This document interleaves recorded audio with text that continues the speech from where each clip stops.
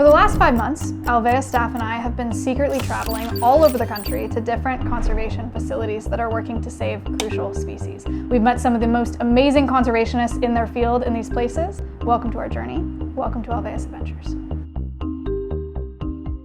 NOAA estimates that 300,000 whales die every year, not from hunting or pollution, but by being accidentally entangled in fishing gear. That and accidental vessel strikes are the leading causes for injury and death of whales and dolphins across our oceans. These animals either suffer slow, devastating death, or those lucky enough to disentangle themselves deal with long-term effects, such as being less likely to reproduce or have restricted movement. But there's one possible solution. It's called on-demand fishing, also known as ropeless fishing, a groundbreaking innovation that removes those lines from the water column altogether. Today we're at Whale and Dolphin Conservation to learn how this technology works, what it means for marine life, and how real change can happen when conservation, industry, and consumers work together.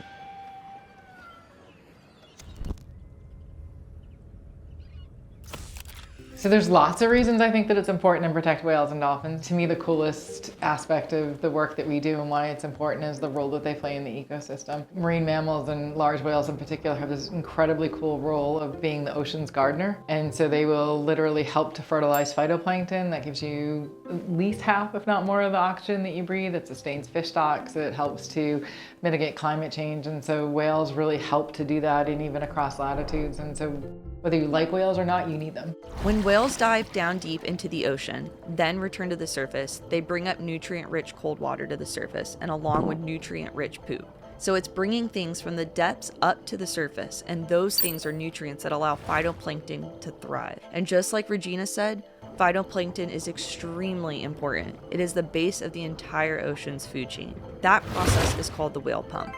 And WDC was kind enough to get us out on the water to see these crucial creatures in their natural habitat. The only main things we saw today were white-sided dolphins. We saw a giant pod of them, which was really cool. A lot of them were jumping out of the water. That's how we were able to tell what species they were. And then we saw some minke whales, and we actually saw one of them do something that's very uncommon for them to do, is they brought their tail out, and he actually tail flapped on the water. You only ever see just a little small of their back. But this one actually kind of gave us a show today, which was pretty cool to see.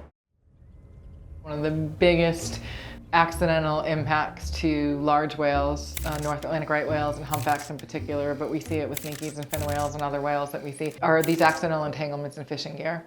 And so the whales are really busy, they're not paying attention, they bump into rope, and when they bump into that rope that's marking where fishing gear is on the bottom, that rope at the surface tells the fisherman, hey, there's gear here. They bump into it, they panic, and they roll into it and then become entangled, and those entanglements are deadly. So on average, it takes a whale about 6 months to die from an entanglement. It will result in an infection, starvation, cuts into their bone. It's a really horrible, painful way to die, and no fisherman on the planet is doing it on purpose. It's just really an unhappy accident that occurs. I have a federally appointed seat on what's called the Atlantic Large Whale Take Reduction Team, and that's a stakeholder group that the government puts together to try and get people to come to work together, fishermen, conservationists, scientists, and government managers, to try and fix problems. And so this one is trying to figure out how do you fix the problem with entanglement. So the way that the government would typically try and reduce entanglements, especially to endangered species, would be to close an area. And that has an impact on fishing communities. I live in a fishing community that has an impact on people's livelihoods, but if you allow fishing there, then you're gonna risk a species going extinct. So how do you fix it?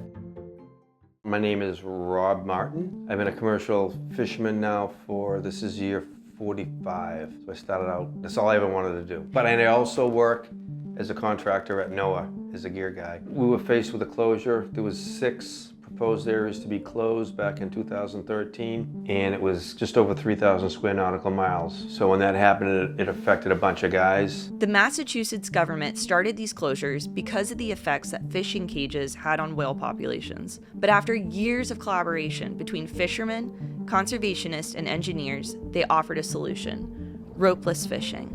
With traditional lobster and crab fishing, there is a rope that connects the cage at the bottom of the water with a buoy at the surface that serves as a visual for the fishermen to find the cage. Along the east coast of North America, there are approximately 1 million vertical lines in the water, and yes, all of these lines are still in the water during whale migration seasons. Every single year, 25% of North Atlantic right whales are entangled. With their already low population of only around 400, these entanglements are detrimental to their species. Ropeless fishing is, instead of having a vertical line, there is a sensor on the trap that allows you to see where your trap is at all time on a mobile device. They also have a mechanism to bring the trap to the surface. It's been an interesting concept for a long time, but I would say within the last 10 years, it's gone from concept to literal functioning in fisheries. I say this is basically a on-demand system that WDC has. I can go anywhere that I have coverage and I can see my gear where it's all set. Boom, here we are. It just showed up. Now that's in real time. I know that that's us, the little red triangle right here at WDC. And that red dot, I know that's the gear that's here right now. And when Rob is ready to get his trap from underwater, all he has to do is make a few taps on his phone, and the bag connected to the trap will fill with air, bringing his trap to the surface. So this is tilts up, it's coming to the surface. This will come up on the screen. I want to just finish. And I'm done. So now we're ready to set the gear back again. I'll see this bobbling on the surface. So once it's at the surface, we get it, and we just start. I'll deflate it, put it in the hauler, and it's on the boat. My crew will just deflate the bag.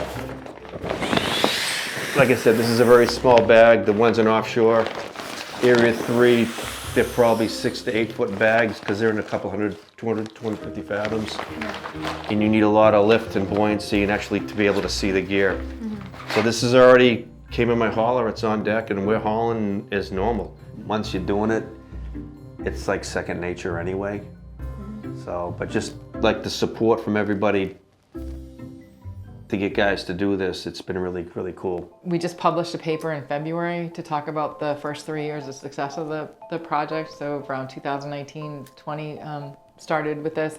It's over a 90% success rate in having it work. We're about to submit another paper with our collaborators that will document that there's been over 1 million pounds of lobster and crabs harvested in the US and Canada using this kind of fishing gear. So it's going to market and it's working, and it means that fishing can happen, fishing communities can thrive, and whales can thrive. And it's just, there's not a whole lot of things I think in my career where there's been a win-win, and this is a win-win. Like I said, when you put everybody, the different fishermen, conservation, scientists, and engineer, even a policy all together, you get a lot done. Instead of going your separate ways, and you get to learn about what they do, they learn more what you do, and just work together to get things done. Why does fishing sustainably matter to me? What are you doing today that's going to affect not 7 years, 7 months, 7 weeks, but 7 generations out? What are you doing now that's going to affect 7 generations out?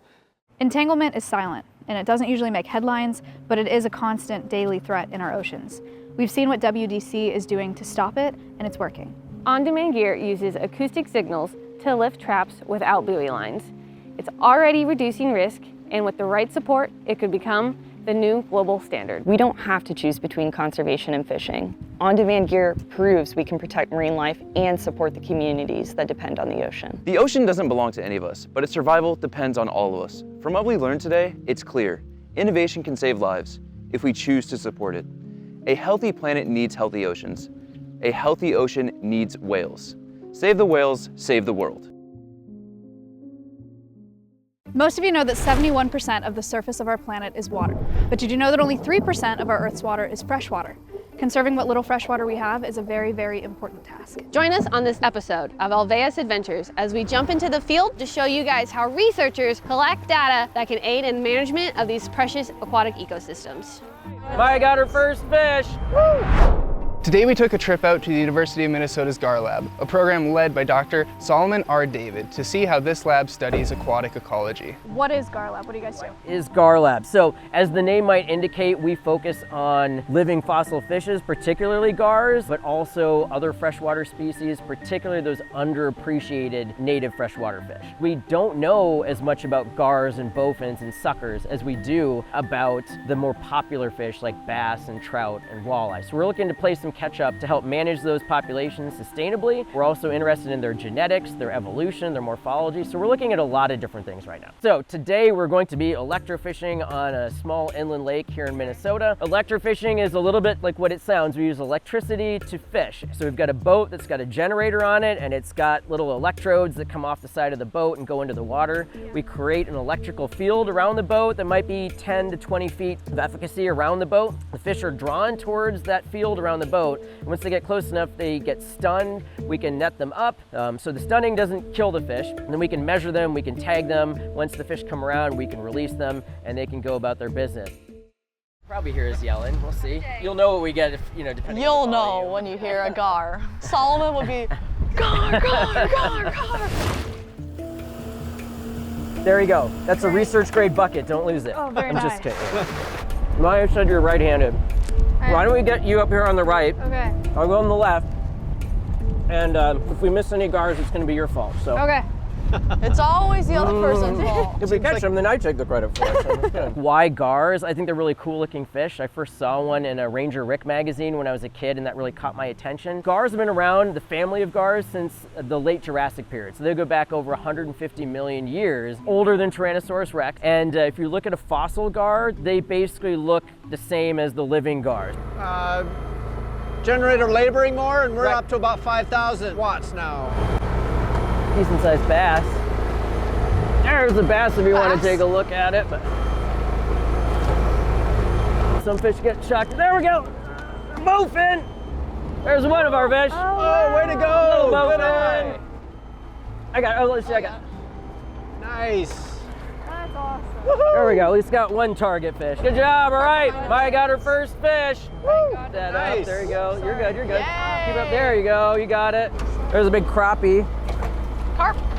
Yep, good job. But so this is a very well-fed bowfin. And so that stomach there is full of all kinds of other fish. But as predators, they help maintain that balance. So there's probably some game fish and some minnows and other types of forage fish in there as well. And they've got this eye spot on the back. So you see that spot towards the top of the tail? Yeah. It's called an ocellus. So that can confuse predators. Easier to regrow your tail than to regrow your head. So predator might go after that as opposed to the eye. See, that eye isn't very prominent there, whereas this is relatively obvious. Part of the work that we try to do here is to shift that negative perception of rough fish, trying to get rid of the term trash fish and rough fish to show that these fish are very important. Trash fish is such an awful term. Right, It's crazy. like tacking it on to any sort of living organism. So I grew up not hearing the term rough fish or catfish, and I just thought they were super exciting and cool. Yeah. Is that sort of the same thing? Because I work with snakes and crocodilians and scary critters, tarantulas and stuff. Yeah. That people are just kind of brought up being afraid of it. Is that kind of what you mean? Right, and that's what Jenna was mentioning too. So it's this sort of generational knowledge. So if you hear from your parents, your grandparents, or your relative that took you fishing, oh, those bowfin are bad. When you catch one, you should chop it up and throw it in your garden because otherwise it's bad if you put him back. As a kid or when we're younger, we're not, necessarily raised to challenge that. And so oh, well, they are bad. But I think through communication like the students are doing, like Maya and your team are doing, that's important to reach that wider and more diverse audience to sort of change those perceptions there. Up until the 1980s in Iowa, if you caught a gar on hook and line, you had to break its back or break its snout. Basically kill it instead of throwing it back. And gars are native to Iowa, and that was the law of Jurassic fish. Oh, there we go, nice! Good job! Little long nose! Way to go, Ray! All right. Nice long nose gar. So that's a young of the year fish. That fish was hatched out this year. In the United States, we have 5 of them. The long nose, the short nose, the spotted gar, the Florida gar, and then the alligator gar. And there's 2 other ones, the tropical gar, which is found from Mexico down to Costa Rica, and then the Cuban gar, which you can probably guess is found in Cuba. There you go. That's the gentlest. Yeah, I know, right, exactly. Isn't that just metal? Holy shit, huge pike! I got it. Yeah! Holy. Katie, what happened? Yeah! Is that an alligator? I think that's the biggest pike I've ever seen.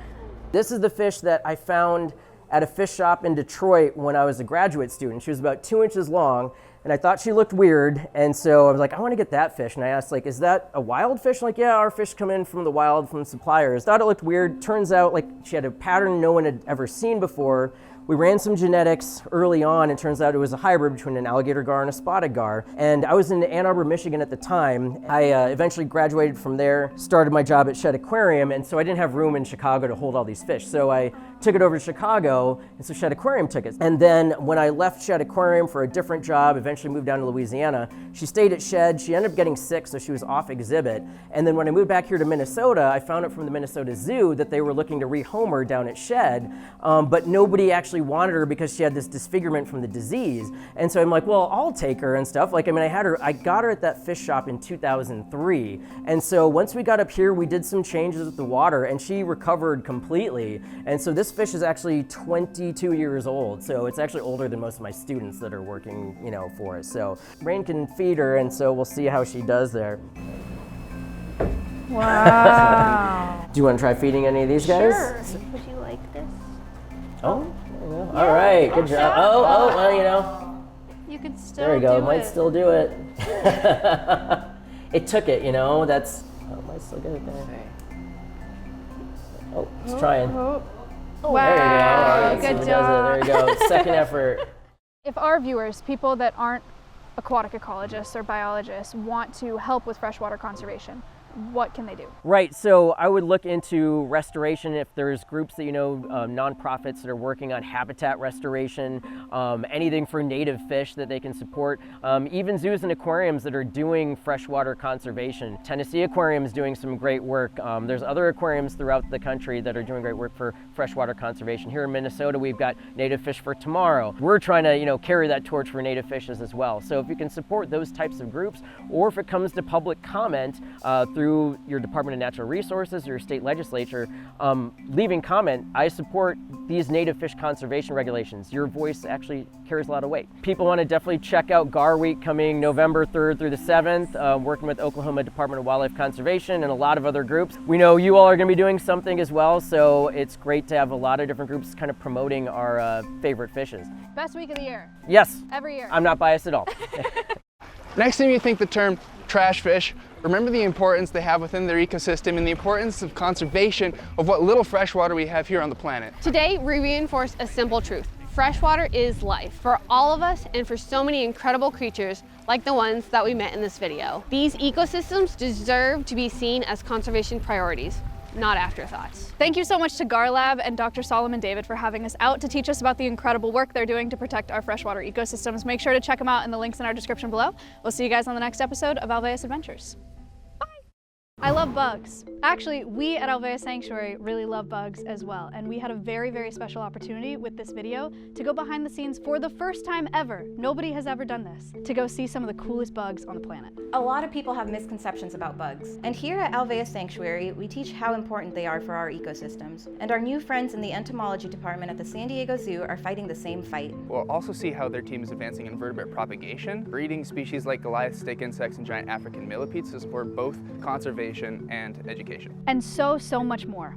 And that's why in this episode of Alveus Adventures, Shruti, Lucas, and I were so excited to travel 1,300 miles from our home base here in Austin, Texas, to San Diego, California, to visit the San Diego Zoo Wildlife Alliance. The San Diego Zoo Wildlife Alliance is one organization, but we have two front doors, the San Diego Zoo and the San Diego Zoo Safari Park. But together, we're working together to do amazing conservation work, lots of education outreach as well, and of course, pretty top quality animal care too. Yeah. The San Diego Zoo Wildlife Alliance is absolutely a golden standard for zoos and for wildlife conservation. For over 100 years, they have been modeling top-tier animal husbandry for zoos and aquariums worldwide. This standard of care is also given to our less appreciated spineless friends, and they were kind enough to give us a behind-the-scenes look at where they take care of all sorts of little critters that are not currently on display. display at the zoo. Doors at the same time. Oh gosh, stop. That's so cute. That's so cute, guys. We have dragon-headed katydids over here. Oh wow, yeah. I've never seen these. Yeah, these are Lycaena intermedia. These are dragon-head katydids from Southeast Asia. Most of our friends are in children's zoos, and that's kind of a strategy because it's really easy to sell bugs to kids. It's pretty hard to sell bugs to adults.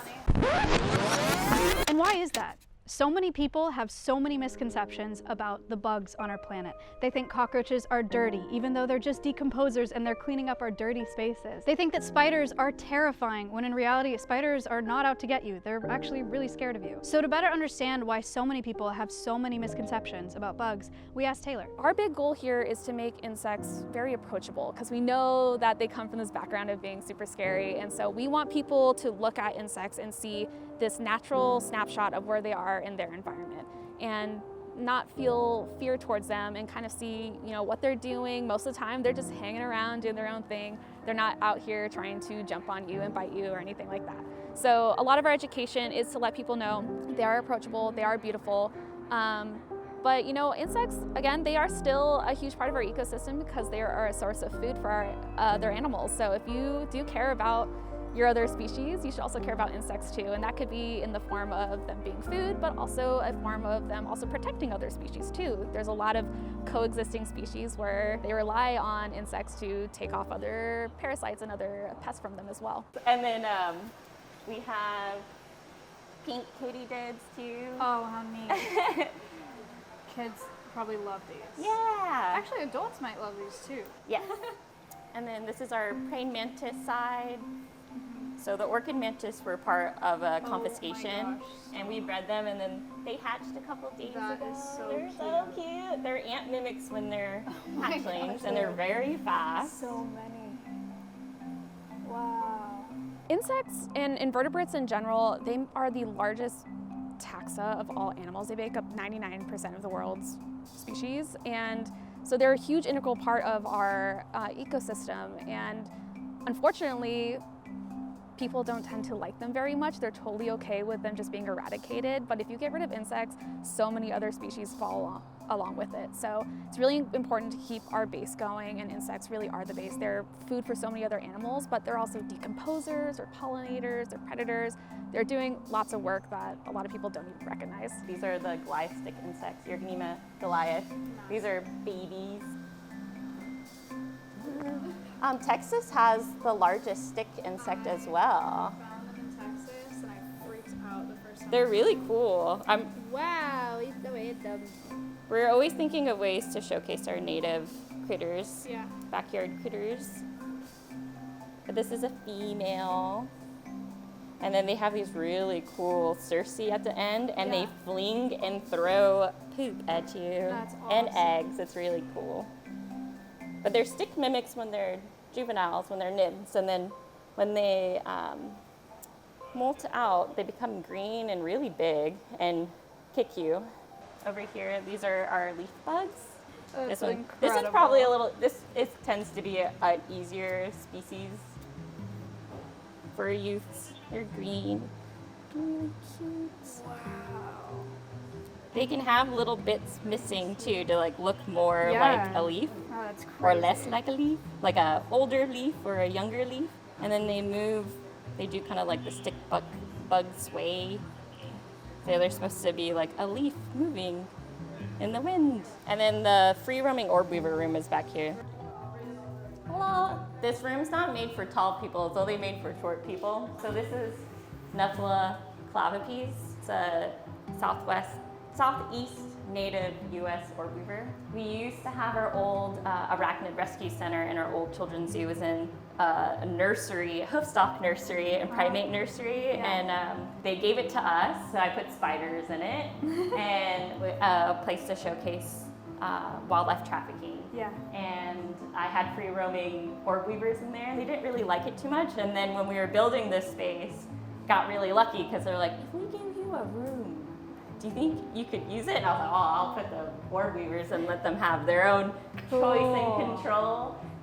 They really like ultrasonic humidifiers. It doesn't add any heat makes things really foggy. I think we're the same size, but we can walk over here too. Hello. Yeah. Wow, cool. The males are small, the females are big. And she's actually probably a subadult. She has one more molt to go. We keep our babies here. I've tried to... It's just the one, yeah. I've tried to just let the babies go wherever they want to in here, but they have a hard time feeding, so we put them in little butterfly pop-ups with flies. So there's all different sizes in here. I can grab prey items and throw them in the webs if you guys want to see them eating. And she's able to sense when there's a large predator versus like something that she wants to eat in her web. Ready?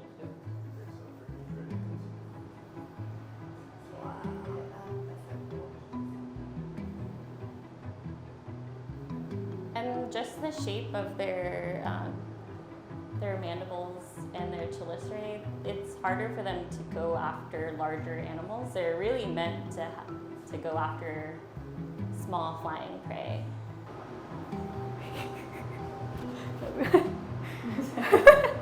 They'll stay in their egg case for another 2 to 3 months, depending on.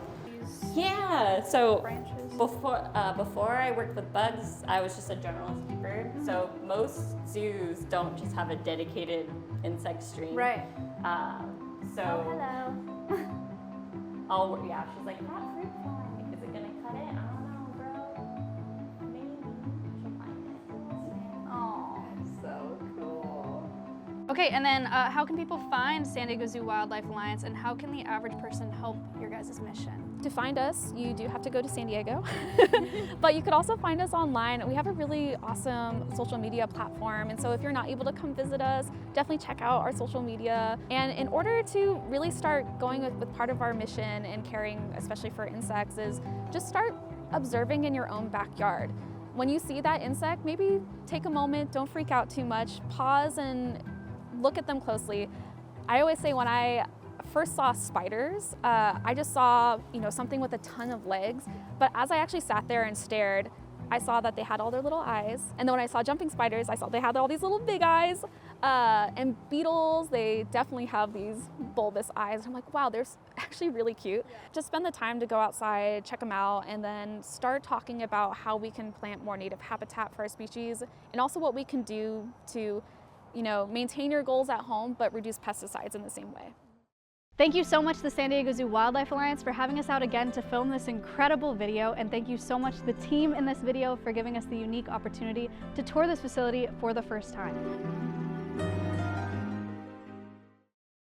Wolves once inhabited most of the United States, and at Alveus, we love wolves deeply, and we know that they play a critical role in maintaining healthy ecosystems. Despite their importance, wolves have been pushed to the brink of extinction by humans. Hunting, trapping, and reduced policy protections have made survival of red wolves and gray wolves a big challenge. As of February 2025, there are only 16 red wolves found in the wild, which are in North Carolina. So we traveled all the way from Austin, Texas to the Wolf Conservation Center in South Salem, New York to find out why wolf populations are low and what conservationists are doing to help raise the population of this crucial species. Wolves are a keystone species, so they impact every level of the ecosystem. They're really kind of a regulating force. If you don't know what a keystone species is, if you picture kind of an old stone arch in a building, as it kind of curves towards the top, there's this keystone, and that really kind of holds all the other stones in place. And if you were to remove that stone, everything else tumbles to the ground. And that's what we see happens when keystone species are removed from the ecosystem. Often they're large carnivores like wolves, sometimes it's a mouse or an invertebrate, but really it's about their impact. So wolves, have an incredibly important role in the ecosystem. They maintain a lot of herbivore populations, they keep things in balance, they keep things in equilibrium, and they are really critical in making sure that the environment functions as it should. So the Wolf Conservation Center is a nonprofit environmental organization. We focus on creating a world where wolves thrive. We want to really spread the word that Wolves need a lot of protection and help, and we want to get them out in the wild. That's really where they belong. So we have kind of a four-prong approach. We focus on education, advocacy, research, and recovery. So we have lots of people here on site. We do lots of virtual programs. We have a pretty big online presence. So yeah, we're just trying to reach people globally and inspire people to care about wolves, whether or not they literally live in a place where there are wild wolves around. We were founded in 1999. Our founder, this was her house.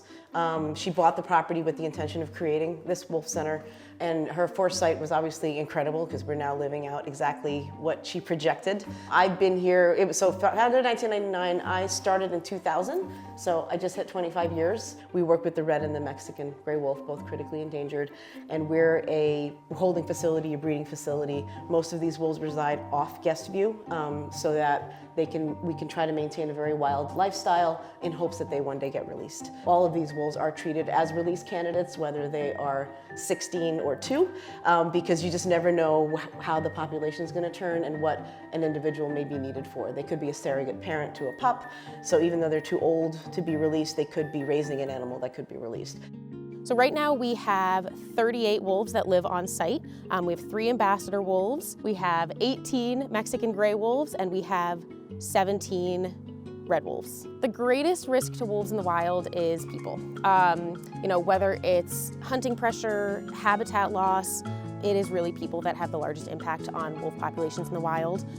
But on the flip side of that, people are kind of the wolves' only hope. Conservation can sometimes feel sort of hopeless because there are these really daunting problems and there's a lot of conflicting ideas for how to protect species, how to manage them, how to coexist. Really, conservation relies on hope and it relies on action. And so that's what we try to instill in people here is this sense of hope, this sense that we can each do something as individuals. We all have a voice, and that is really the takeaway we want people to have is use your voice, be an advocate for wolves. All right, so at this point I want to go ahead and give our wolves some snacks. They're very food motivated, as am I, so I get it. But what we've got today is some raw chicken for them, so they will really like that. This is donated, so places like Whole Foods or Mother's Market. We also have a fish market we work with. Once that food is past the sell-by date, they can't sell it to people, but they can actually donate it to us. So we're able to give those snacks to our ambassador gray wolves as a thank you for really showing up and teaching people why wolves and their conservation is so important. I will just make a note here. For our red wolves and Mexican gray wolves, we would never give them these snacks. So they will never get any snacks like this because all of them have the potential within this recovery and release program that we participate in. They have that potential to be released. So we don't want them going after food that they wouldn't naturally find in their environment.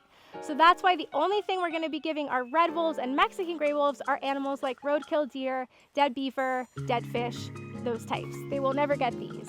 All right, so what I'm going to go ahead and do is I'd rather not get salmonella on me, so I'm going to go ahead and put a glove on.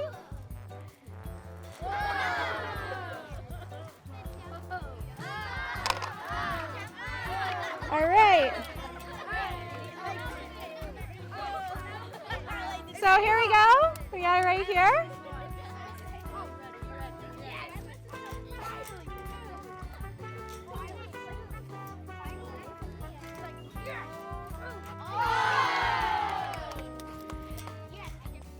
And wolves have they have 42 teeth, so they're able to tear, much like dogs, because of course, dogs come from wolves. But as you can see, as I throw it out here, they're basically just swallowing it as soon as they catch it.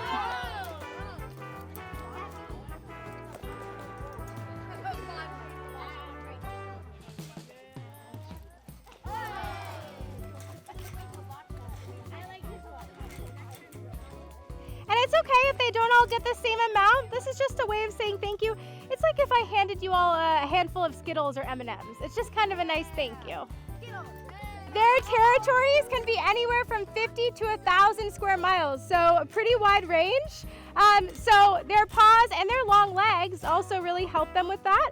They can actually go up to about 35 miles an hour when they're really running fast. Switching to the recovery animals, there is no relationship, and you don't want a relationship, you want to deter a relationship.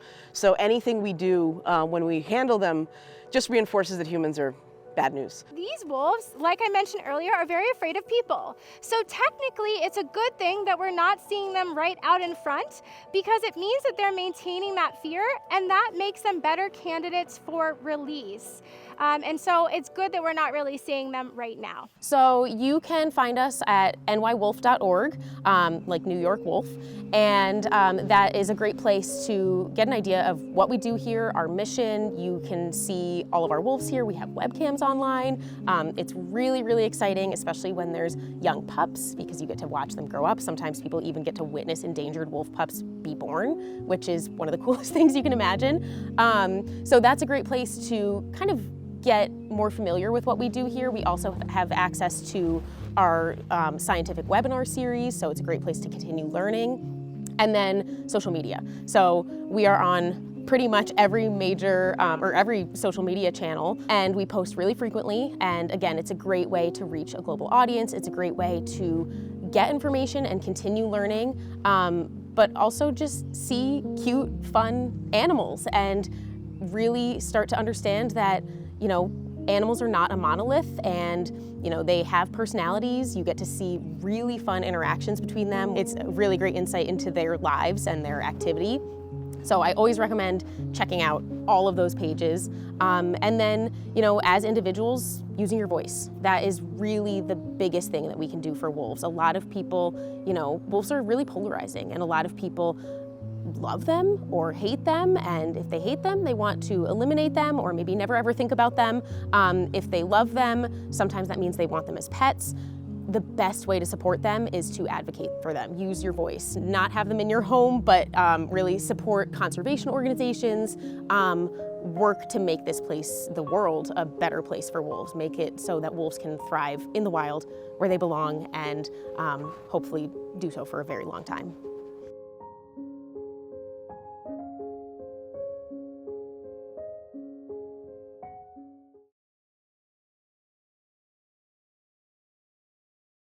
There's an animal that is crucial to all of your lives and imperative to nearly every ecosystem on the planet. But media and myths have made it so that they're almost universally hated. Of course, I'm talking about vultures. This is Oasis. Today, we are at World Bird Sanctuary for Alveus Adventures to learn more about our favorite feathered janitors.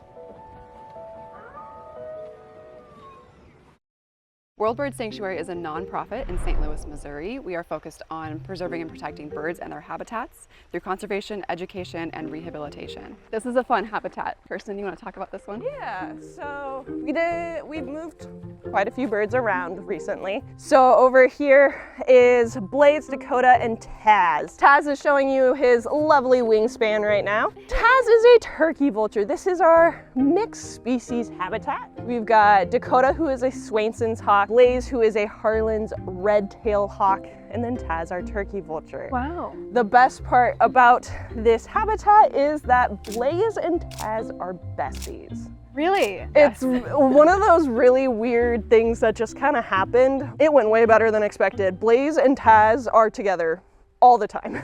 You may also notice that everyone is exploding feathers. We are in molt season. I swear everything was cleaned yesterday. Vultures are incredible. They are so well adapted to cleaning up all of the gross disease and anything that we don't want in the environment. They're the perfect nature's cleanup crew. Without vultures, humans would be responsible for disposing of all naturally deceased animals and roadkill, an unexpectedly dangerous and expensive job. Throughout the Americas, turkey vultures alone are credited with performing between $500,000 and $700,000 worth of cleanup services every year.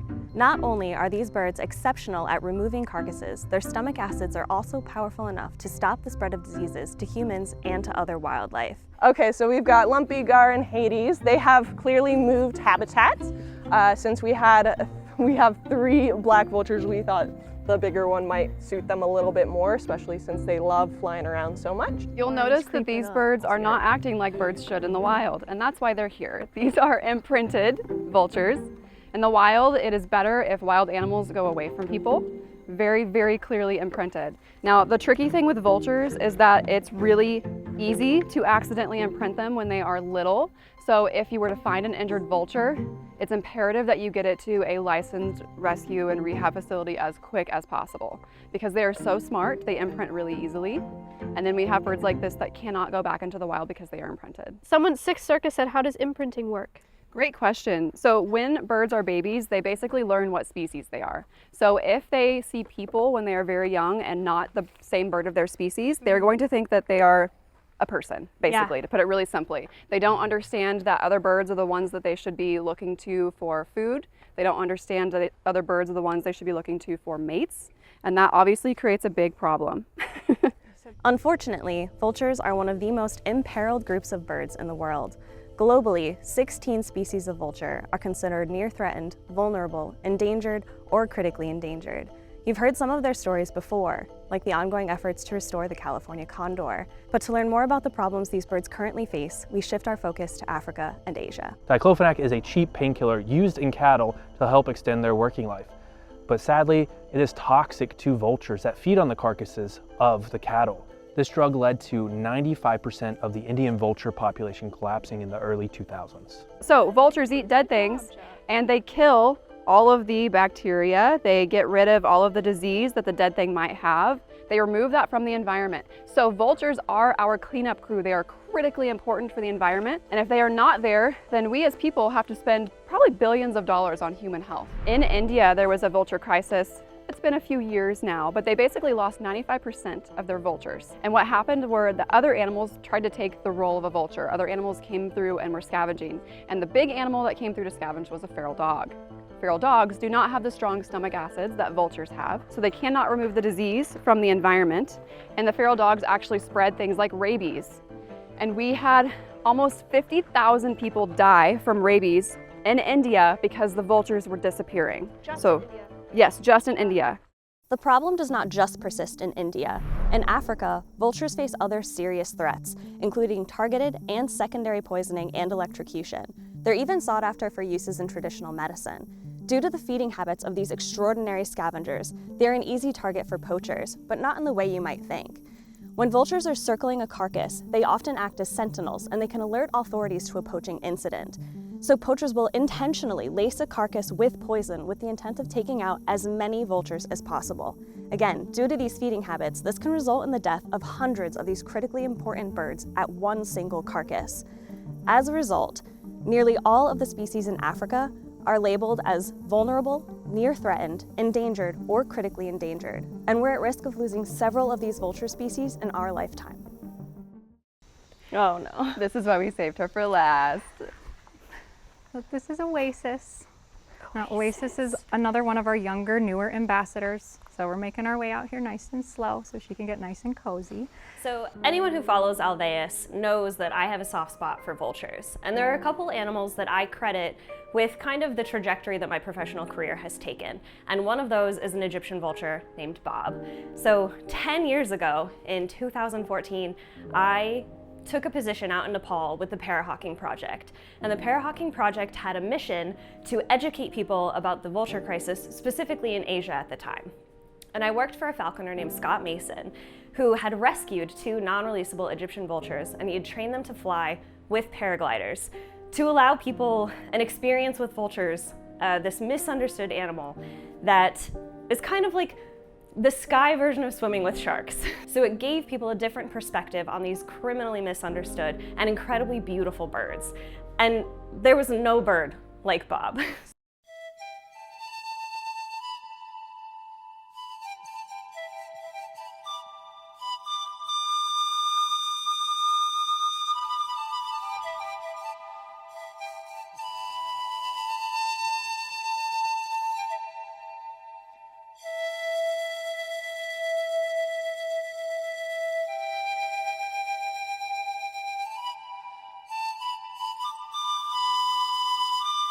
So when I first started working in this field, I never thought that I would fall in love with birds of prey until I got to Nepal. And I have this distinct memory of my boss sitting down with Kevin, one of the Egyptian vultures, and saying, by the time all of this is over, you are going to love Egyptian vultures.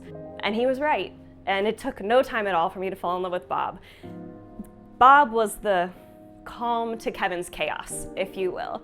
And he was just this easygoing guy. And it's amazing when you get to know these birds, how just individual they are from one another. So where Kevin was chaos and he was a great morning flyer, I would go to wake up Bob in the morning and he would be asleep and he would stay asleep. He was our afternoon flyer. He was just an incredibly mellow bird and he was so easy to fall in love with. And I learned so much about Egyptian vultures in that time, and the vulture crisis remains a cause that is very near and dear to my heart today. And what you see in the World Bird Sanctuary video is the first time that I've held an Egyptian vulture in 10 years. And I can't even talk about it now without crying. Bob was an incredibly special bird to me, and it was very difficult for me to leave Nepal knowing that I may never see him again. Since I left Nepal, the parahawking project was shut down. Kevin and Bob were confiscated. And I cannot thank World Bird Sanctuary enough for giving me the opportunity to spend a little bit of time with Oasis. You want to hang out with her? I'd love to. You're gonna make me cry. I never cry, I'm stoic. So, Oasis is another Egyptian vulture. You guys met Dynasty earlier. Dynasty is a little bit older. He used to do this type of education work, but he's kind of since retired. And now we're kind of introducing the next generation of these animals who are going to work to save their species. There you go. Nice job, Oasis. Yeah, if she goes anywhere, she'll probably just want to hop back to my glove. So, That's beautiful. So I know Egyptian vultures are kind of near and dear to your heart. So we thought it would be nice if you got to meet Oasis a little bit up close. So she is just a couple of years old, and she is part of the Egyptian vulture breeding program here in the United States. That is something that we have been working really hard on at World Bird. These animals are of major concern to us, as you guys have been hearing throughout our entire stream. And some of the work that we're doing is kind of breeding the next generation of these animals, working with partners across the globe to make sure that we have a healthy population under professional care that can then go on to help keep these animals around for many years to come.